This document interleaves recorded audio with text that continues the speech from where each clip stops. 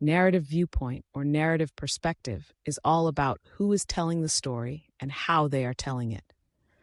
Understanding the narrative viewpoint is key to analyzing any story because it influences how we perceive the characters, events, and the overall meaning of the text. In first-person narration, the story is told from the I perspective, where the narrator is a character in the story. They share their personal thoughts, feelings, and experiences directly with the reader. How to spot it? Look for pronouns like I, me, and my. The narrator is usually involved in the events and gives a personal account of what's happening. Example, I couldn't believe what I was seeing. Everything around me seemed to slow down as I tried to process the situation. Effect on the story. First-person narration gives us an intimate, inside view of the narrator's mind. However, it can be biased because we only get one character's perspective.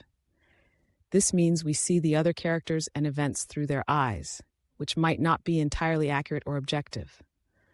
In third-person limited narration, the story is told from the he, she, or they perspective, but we only get to see into the mind of one character at a time.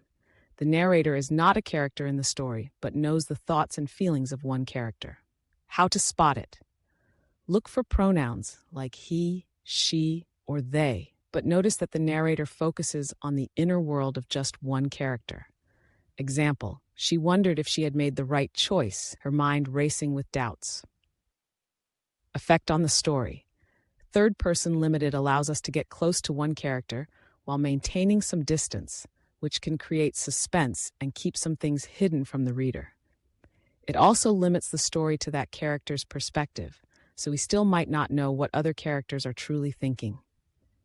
In third-person omniscient narration, the narrator is all-knowing and can see into the minds of all the characters. The narrator knows everything that is happening in the story, including events that some characters might not be aware of. How to spot it? Look for a narrator who can tell you what multiple characters are thinking and feeling, and who seems to know everything about the story. Example, as the storm raged outside, both Sarah and John felt a creeping sense of dread, though neither would admit it to the other. Effect on the story. Third-person omniscient provides a broader view of the story, giving the reader access to multiple characters' thoughts and a fuller understanding of the events. However, it can make the story feel less personal because the narrator isn't focused on just one character's experience. Second-person narration is less common and directly addresses the reader as you. It's like the narrator is talking to the reader, making them a character in the story. How to spot it? Look for the use of the pronoun you.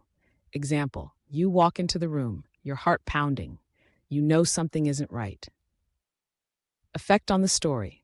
Second-person narration can be very engaging and immersive, pulling the reader directly into the story. However, it can also be disorienting, as it blurs the line between the reader and the character. The narrative viewpoint shapes how we understand and connect with the story. It influences what we know about the characters and events and how we feel about them. By thinking about who is telling the story and how they present the characters, you can gain deeper insight into the text and how it's meant to affect the reader. Whether the narrator is biased, limited in knowledge, or all-knowing will change your interpretation of the story and the messages it conveys.